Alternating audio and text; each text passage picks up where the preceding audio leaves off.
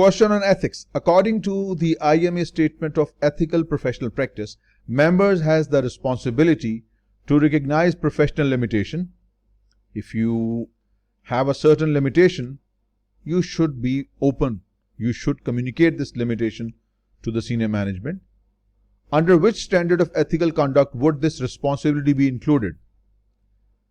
Had you memorized, you would know that if you have some professional limitation or any constraint that might prevent you, preclude means prevent you from giving a responsible judgment, then this comes under the standard credibility, D option, right?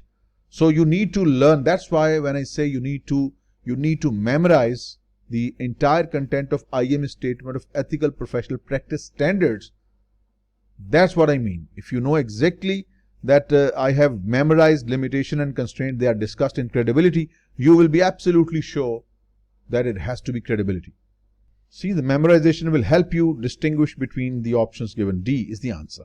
Next, an IMA member has a problem in identifying unethical behavior or resolving an ethical conflict. The first action he or she should normally take is to look for any established practices. Do we have any written code of conduct or any established procedures that I can follow? That is the very first step. It is not given in any of these options. Then after that, what we had, if you cannot find any ethical hotline or any established practice, then the next step you have is to discuss the problem with his or her immediate superior.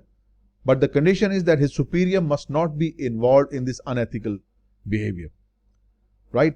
Directors and all, they come at a much later stage. Notify the appropriate law enforcement agency, no, unless there is some illegal action like narcotics or maybe a drug dealing or maybe a child abuse or anything, something that is very serious offense. Only then you go for the outside law enforcement agencies. Otherwise, you're not allowed to contact outside authorities, right? And resigning from the company, this would be the last step. We are looking for some initial steps to take, so that makes B to be the correct option. Next, this is important, under the express terms, when it says the express terms mean written explicitly, clearly in the standard. Under the express terms of the IMA Statement of Ethical Professional Practice, an IMA member may not advertise. There is no such thing expressly written. Nothing for advertisement is mentioned. Encroach on the practices of another IMA member. You can't claim I am a better CMA and Miss Maham is not, or XY is not. You can't say that. You can't encroach upon practice of another IMA member by promoting yourself or by being assertive that you are the best. You can't. This is not mentioned anywhere, not in written form. Yes, what is explicitly written is disclose confidential information unless authorized or legally required. This is something explicitly, clearly, expressly written within the body of IMA Statement of Ethical Professional Practice under the standard confidentiality. Except other employment while serving as a financial manager or management accountant. This is never mentioned anywhere in the standard. What is mentioned is C, expressly mentioned. The controller is responsible for directing the budgeting process. He is the one who directs the budgeting process. In this role, the controller has significant influence with executive management as individual department budgets are modified and approved. So he has quite a power in approving and in finalizing the budgets. For the current year, the controller was instrumental. He played a major role in the approval of a particular line manager's budget without modification. He approved his budget as it is, even though significant reductions were made to the budgets submitted by other line managers. So there were significant reductions made to other managers, but not to this. So as a token of appreciation, the line manager in question has given the controller a gift certificate for a popular local restaurant. In considering whether or not to accept the certificate, the controller should refer to which section of the IMA Statement of Ethical Professional Practice. There is nothing involving competence here. There is no issue of confidentiality. There is no issue of credibility. Had you memorized the content of the standards, you would know that you should not take any such gifts, certificates or anything that might make you look dirty. I told you yesterday that you have to be clean and you have to look clean. A question mark on your character or on your professional demeanor could be harmful for you, right? So you let it be totally clear. You should look clean. You have to be clean. So should not take any gift certificate. You should simply say thank you. I can't. Taking such a gift certificate would be viewed as if you have some personal relationship with that manager. Even you are an angel, but you will not look like an angel. You will look like a devil because you have accepted a gift certificate. So integrity has the essence that you have to be clean and you have to look clean as well. So that gives C to be our correct option. Integrity. Next, if an IMA member discovers unethical conduct in his or her organization and fails to act, he or she will be in violation of which of the IMA's ethical standards? You find something wrong and you remain mum, not expected from you. So let us see. Refrain from engaging in any conduct that would prejudice carrying out duties correctly. If you remain mum, this is what you have violated, and this is a part of your integrity standard if you have learned it. B. Communicate information fairly and objectively. Since you did not say anything where you should have spoken, but you did not, so communicate information fairly and objectively. This comes under the standard credibility. You need to know. Disclose all relevant information that could reasonably be expected to influence an intended user's understanding of reporting, analysis, or recommendation. Again, it falls under credibility.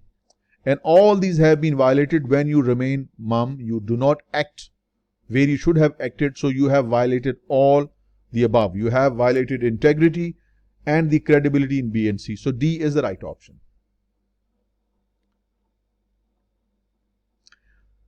A new management accountant is concerned about complying with the ethical standards of competence in the IMA statement of ethical professional practice. Which of the following is not required under the standard competence? Provide recommendations that are accurate and timely. This is included in competence standard. Perform duties in accordance with the relevant regulation standards. It is included in the standard competence. Enhance knowledge and skill through CPEs. IMA members, CMAs, are required to complete 30 CPE hours every year in order to maintain their CMA designation. If you ask me, sir, do you do that? No, I don't. I should have, but I don't. I don't have time, please. And then this is clearly BCD are required under competence. Maintain expertise in all areas of accounting. This is clearly not possible. This is impossible for a person to have expertise in all areas of accounting. Accounting is enormous. So this is impossible, and even it is not required under the standard competence. So this is not required, and hence is our right answer, A. In accordance with the IMA statement of ethical professional practice, a member who fails to perform professional duties in accordance with the relevant standards is acting contrary to which of the following standards? Clearly, if you are not updating yourself or if you are not working in accordance to the relevant standards that are related to your work, then you are violating the competence standards. Here it is. Perform professional duties in accordance with relevant laws, regulations, and technical standards. So if you had memorized, you would know exactly that it is A, competence, exactly. Next. When an IMA member is permitted to communicate confidential information to individuals or authorities outside the firm. Normally we are not allowed to, but under certain circumstances we may have to. An ethical conflict exists and the board has refused to act. An ethical conflict is not a serious violation of law. So board has refused, but you can't go to the outside authorities or outside legal agencies, because this is not a serious offense or a violation of law. So this is clearly not the right option. You need to disclose the confidential information when such communication is legally required. It's a very serious offense and you need to report. Under this situation, you need to report.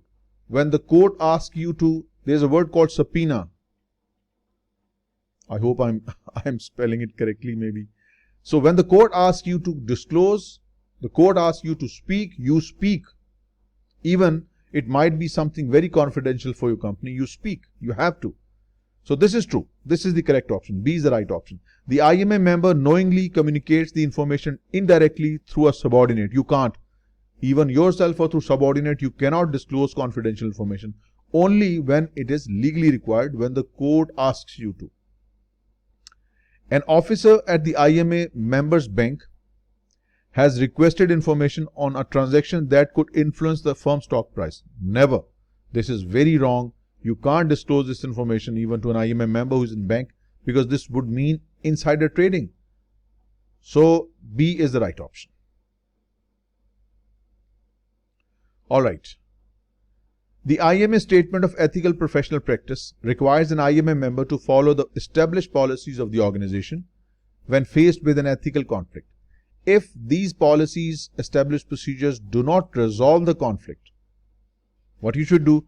Consult the board of directors immediately. No, that's maybe the last resort.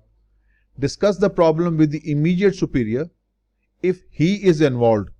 If he or she is involved, then you don't discuss with him or her. This is wrong. Communicate the problem to authorities outside the organization. Again, not recommended unless it is legally required. Then what you should do? Contact the next higher managerial level if the initial presentation to the immediate supervisor or superior does not resolve the conflict. That's the right option. You need to solve it. You need to seek to resolve it. Don't ignore it. That's what we learned in the standard. D. Employee A observed that employee B is improperly altering departmental records to meet month-end goals. Employee A observed that employee B is changing numbers on the records to meet the monthly goals. These records are for internal use and do not impact the company's financial records, external financial statements. Employee A notifies her supervisor of the impropriety, and the supervisor advises employee A that she instructed employee B to alter the records, and an adjustment would be made the subsequent month to correct the records. So it means your superior, your supervisor and employee B, they are both involved. What you should do? Employee A should do what?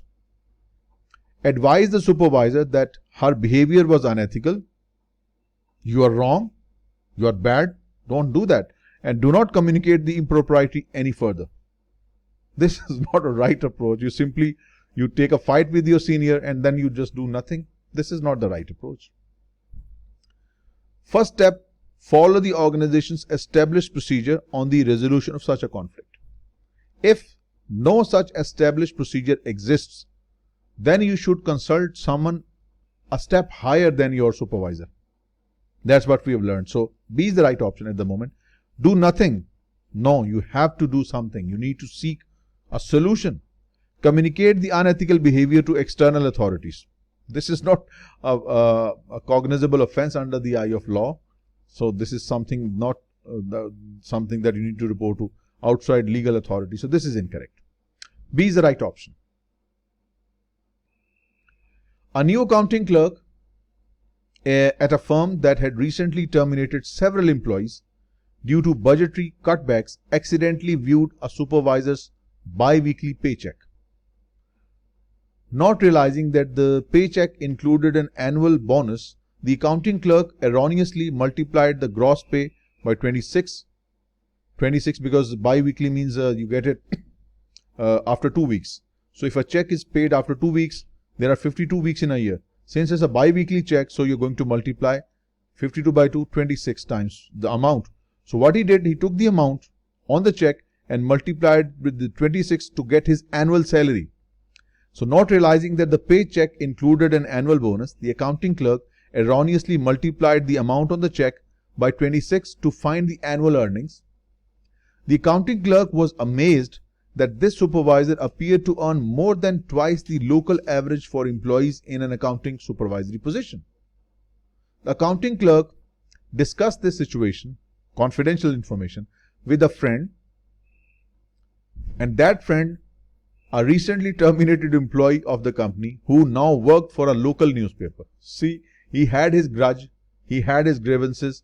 So you discuss this issue with a friend who was an ex-employee of the company where you're working now, and now this terminated employee is working for a local newspaper. What he did, as a result of this discussion, the supervisor's outrageous salary was made public in the newspaper where this terminated employee was working.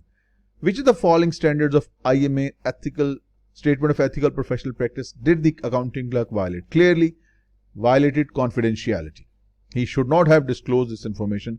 Keep information confidential except when the disclosure is authorized or legally required. There is no such legal requirement.